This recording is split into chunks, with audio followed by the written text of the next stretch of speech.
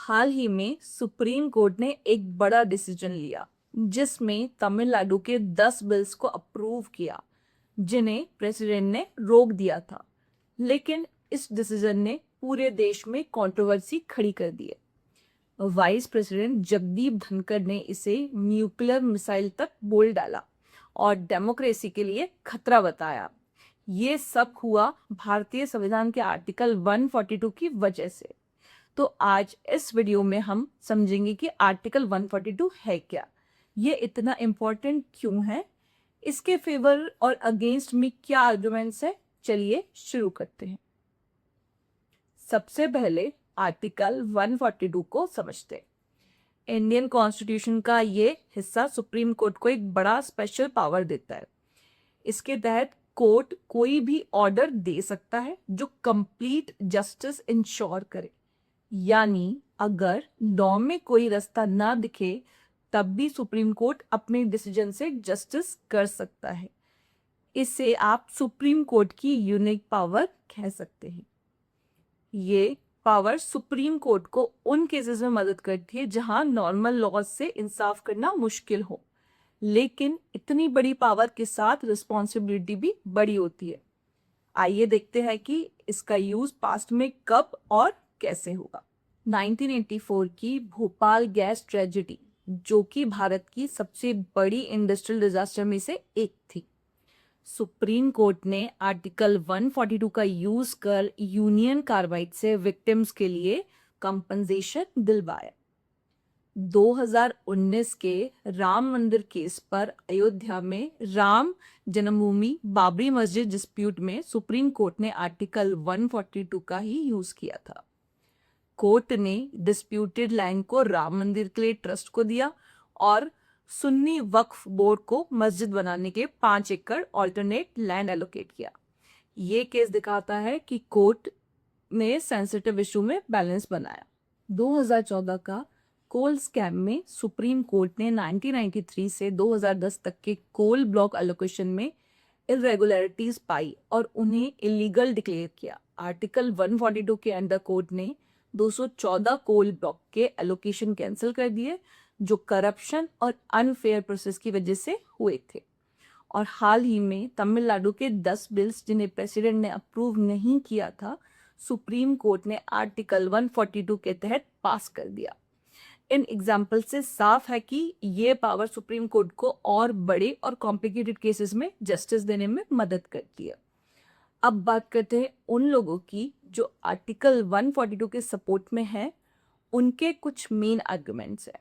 ये power supreme court को उन केसेस में जस्टिस देने का चांस देती है जहां एग्जिस्टिंग लॉज इनफ नहीं होते। भोपाल गैस ट्रेजेडी जैसे केसेस में जहां थाउजेंड्स लोग अफेक्टेड थे, आर्टिकल 142 ने विक्टिम्स को जल्दी राहत दिलाने में मदद करी। ये डेमोक्रेसी और स्ट्रॉन्ग करता है। सुप्रीम कोर्ट इस पावर के जरिए गवर्नमेंट या दूसरी इंस्टीट्यूशन के रॉन्ग डिसीजन को करेक्ट कर सकता है। ये सोशल जस्टिस को प्रमोट करता है, जैसे डिवोर्स या कंपनसेशन जैसे केसेस में वीकर सेक्शन को उनके राइट्स दिलाकर। सपोर्टर्स का कहना है कि आर्टिकल 142 के बिना कई बार जस्टिस इनकम्प्लीट रह जाता है। ये सुप्रीम कोर्ट का वो वेपन है जो इसे आम लोगों के लिए लास्ट होप बनाता है। लेकिन दूसरी तरफ कुछ लोग इस पावर के अगेंस्ट भी हैं। उनके आर्गुमेंट्स भी कम इम्पोर्टेंट नहीं है। आर्टिकल 142 सुप्रीम कोर्ट को इतनी ज्यादा पावर देता है कि वो पार्लियामेंट या गवर्नमेंट के वर्क में इंटरफेयर कर सकता है, जो डेमोक्रेसी के लिए अच्छा नहीं है। वाइस प्रेसिडेंट जगदीप धनखड़ ने इसे न्यूक्लियर मिसाइल जैसा कहा है। उनका मानना है कि ये पावर बिना किसी लिमिट के यूज हुई तो डेमोक्रेसी को डेंजर हो सकता है।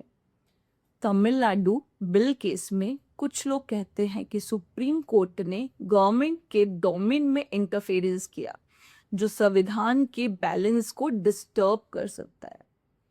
कुछ एक्सपर्ट्स का कहना है कि इस पावर का बार बार यूज सुप्रीम कोर्ट को सुपर लेजिस्लेचर बनाता है जो लॉज बनाने का काम करने लगे हैं।